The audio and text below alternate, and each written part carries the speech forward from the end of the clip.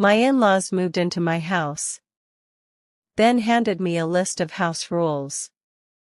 The first thing my mother-in-law did after carrying her suitcase into my house was look around my living room like a real estate inspector who'd already decided the place had failed. She didn't smile. She didn't thank me. She didn't even ask where to put her bags. Instead, she turned to my father-in-law, nodded once, and said, "We'll need to make a lot of changes." I laughed because I honestly thought she was joking. My husband, Ethan, gave me a nervous grin and shrugged as if to say, "That's just Mom." I had spent 2 straight weeks getting the guest suite ready after they lost their condo in a flood. Fresh paint. New furniture. Stocked refrigerator. I even took vacation days from work to make sure everything was perfect. They had told us they'd only stay for a month until the insurance money came through. I believed them. I believed family helped family. But 20 minutes later, while I was pouring coffee into 4 mugs, my father-in-law slid a folded packet of paper across my kitchen island. "These are the house rules," he said calmly. "Now that we're all living together, structure is important." I stared at him, waiting for the punchline. There wasn't one. Across the top, in bold letters, it read, "Household expectations. Rule number 1, kitchen closes at 7 p.m. No exceptions. Rule number 2. Master bedroom reserved for the heads of the household." I blinked so hard my eyes watered. My husband looked down at the floor. Rule number 3, financial decisions require family approval. Rule number 4, no overnight guests without permission. Rule number 5, the garage will be reassigned for Dad's workshop. My workshop. The one I'd spent years building. "I'm sorry," I finally said, trying to laugh again. "Is this supposed to be funny?" My mother-in-law folded her arms. "Not at all. We believe every successful household has leadership." "Leadership?" I repeated. She nodded toward herself and her husband. "Experience matters, dear." My pulse hammered inside my ears. "This is my house." The room fell silent. Ethan cleared his throat but didn't say a word. Then my father-in-law smiled the kind of smile that never reached his eyes. "Legally, perhaps. But families aren't built on paperwork." That sentence stayed with me all afternoon. Because something inside the way he said legally didn't sound casual. It sounded intentional. As if he'd already been thinking about ownership long before they packed their bags. I brushed the feeling away. Maybe I was overreacting. Maybe they were embarrassed about losing their home and trying to feel useful. That's what I kept telling myself. Until dinner, when my mother-in-law quietly picked up my plate, moved it away from the head of the table, and placed it at the far end without saying a single word. I should have spoken up right then, but I made the mistake so many people make when conflict first appears. I convinced myself tomorrow would be easier. Instead, tomorrow was worse. I woke before sunrise to the sound of drills and hammers. My garage door was open. Half my tools had been stacked in cardboard boxes on the driveway. My father-in-law stood inside wearing safety glasses while 2 strangers carried an industrial shelving. "Morning," he called without looking at me. "The contractors are almost done." "Contractors? Who hired contractors?" I demanded. One of the workers paused and looked awkwardly between us. My father-in-law answered for him. I did. For what? The workshop. You don't really need this much space. I felt my stomach drop. Every cabinet, every tool chest, every framed military photograph from my years in uniform had been removed from the walls and leaned carelessly against the fence. One frame had shattered. Glass covered the concrete. I rushed over and picked it up with shaking hands. It was the photograph taken on the day my unit came home after a mission that almost didn't bring all of us back. That picture wasn't decoration. It was memory. Sacrifice. Brotherhood. My father-in-law glanced at it and shrugged. Old pictures can always be replaced. I looked directly at Ethan. Say something. He rubbed the back of his neck. Dad's just trying to organize things. Organize? I wanted to scream. Instead, I inhaled slowly and asked the contractors to stop working. One of them lowered his drill. Ma'am, we're already paid. Paid. I turned back toward my father-in-law. With whose money?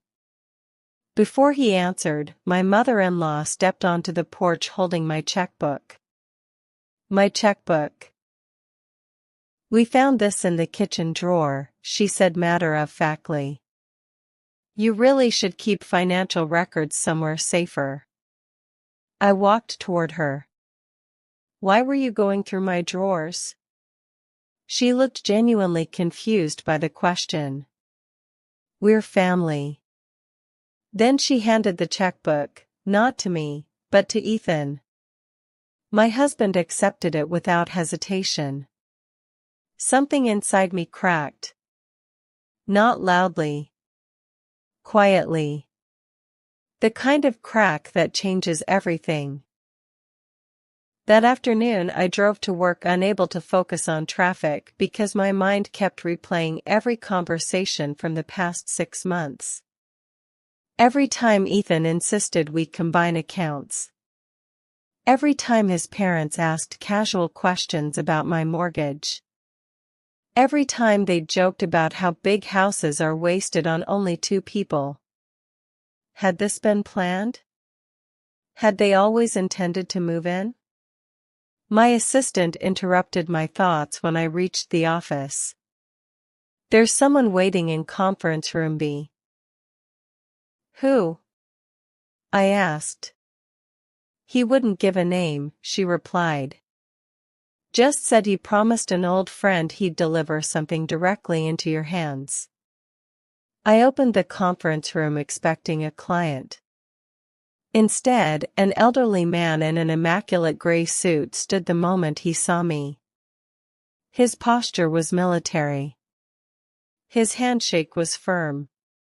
He studied my face for several long seconds before speaking. You look exactly like your grandfather. My heart skipped. You knew him? The man smiled sadly. Better than most people ever did. Then he placed a sealed envelope on the table. Across the front was written in handwriting I recognized immediately, even though I hadn't seen it since my grandfather's funeral 12 years earlier. It simply read, for Emma. Open only when someone tries to take what belongs to you. Every sound in the building disappeared. My fingers froze above the envelope. My grandfather had died before Ethan and I even met. No one else should have known those words.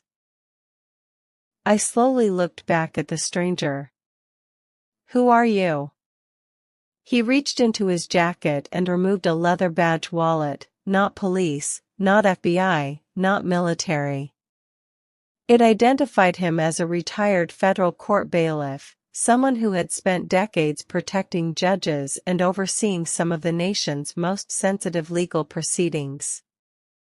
"Your grandfather saved my life," he said quietly. "Years ago, I made him a promise. If this envelope was ever needed, I'd know because he'd arranged for someone to contact me." I frowned. "Someone contacted you?" He nodded once. "Yesterday morning." My blood ran cold. Yesterday morning was the same day my in-laws arrived with their luggage. "Who called?" I whispered. The old bailiff didn't answer immediately. Instead, he walked toward the conference room blinds, carefully closed them, then turned back with an expression that erased every remaining trace of warmth from his face. "Before I tell you," he said, "you need to understand something your grandfather never wanted you to know until absolutely necessary." He gently tapped the sealed envelope. "Your house isn't the most valuable thing he left you." My mouth went dry. "Then what is?" The old man's eyes locked onto mine. "A legal protection so powerful that 3 people have already tried to steal it without realizing they're walking into a trap." My heartbeat thundered. Images flashed through my mind. My in-laws' ridiculous house rules, the contractors, the missing checkbook, Ethan's silence. None of this suddenly felt random anymore. The retired bailiff took one slow breath before saying the words that made my entire world tilt. "Emma, your husband isn't the first person your grandfather investigated." At that exact moment, my phone exploded with incoming calls. The first was from Ethan. The second was from Home Security. The third displayed an unknown number. Then a text message appeared across the screen: "Don't go home. They found the safe." I didn't answer Ethan's call. I didn't answer the unknown number either. My eyes stayed locked on the message glowing across my screen. "Don't go home. They found the safe." My hands trembled so badly I nearly dropped the phone. "Who sent this?" I whispered. The retired bailiff leaned over, reading the message without touching the device. His expression hardened. "Someone who still remembers the promise they made to your grandfather." Before I could ask another question, my home security company called again. This time I answered. "Mrs. Carter?" the operator asked urgently. "We've detected multiple failed attempts to access a secured compartment inside your residence. Your alarm wasn't triggered because the individuals entered using an authorized code." My stomach twisted. Authorized code. Only Ethan and I knew that code. "Are they still inside?" I asked. The operator hesitated. "Yes, and one of the occupants appears to be removing sections of drywall in the basement." I slowly lowered the phone. My father-in-law had never once asked to see the basement. Yet somehow, he had gone directly to the only part of the house that had remained exactly as my grandfather left it. The retired bailiff noticed the fear on my face. "They're not searching," he said quietly. "They're hunting. There's a difference." He picked up the sealed envelope and carefully placed it back in front of me. "Open it now." Inside was a handwritten letter, yellowed with age but unmistakably my grandfather's. "Emma," it began, "if you're reading this, someone has mistaken kindness for weakness. Don't blame yourself. People who chase power often mistake generosity for surrender. Remember what I taught you: never fight with anger when patience exposes the truth." Tucked behind the letter was another envelope containing property records, notarized documents, and a small brass key attached to an old military dog tag. I stared at the tag. My grandfather had worn it every day after retiring from the army. The bailiff pointed toward the key. "That doesn't open a safe inside your house." He paused. "It opens something much older." I looked up. "Older than the house?" He nodded. "Much older. Your grandfather never trusted banks with what truly mattered." Before I could process that, his phone vibrated. He glanced at the screen and muttered, "They're moving faster than I expected." "Who?" I asked. "The people helping your in-laws." My pulse spiked. Helping them? He met my eyes. "Emma, your father-in-law isn't smart enough to orchestrate this alone." At that exact moment, another call came through, this time from my next-door neighbor, retired Marine Sergeant Bill Dawson. I answered immediately. "Emma," Bill said without even saying hello, "listen carefully. I saw your father-in-law loading metal lockboxes into a pickup truck about 10 minutes ago. 2 men in business suits were with him. One flashed something that looked like federal credentials, but something felt off." My heart slammed against my ribs. "Did they leave?" "No," Bill replied. "They're still parked outside your garage." The retired bailiff reached for the phone. "Bill, this is Richard Hale. Stay inside your house. Lock every door. Don't confront anyone." There was a long silence before Bill answered in the unmistakable voice of someone recognizing an old friend. "Judge Hale's bailiff?" Richard smiled faintly. "The same." Bill's tone instantly changed. "Understood." The call ended. I stared at Richard in disbelief. "You know my neighbor too?" He exhaled slowly. "Emma, your grandfather surrounded himself with people who honored loyalty above everything else. Some wore uniforms. Some wore robes. Some wore suits. But every one of them knew there might come a day when someone would come after what he protected."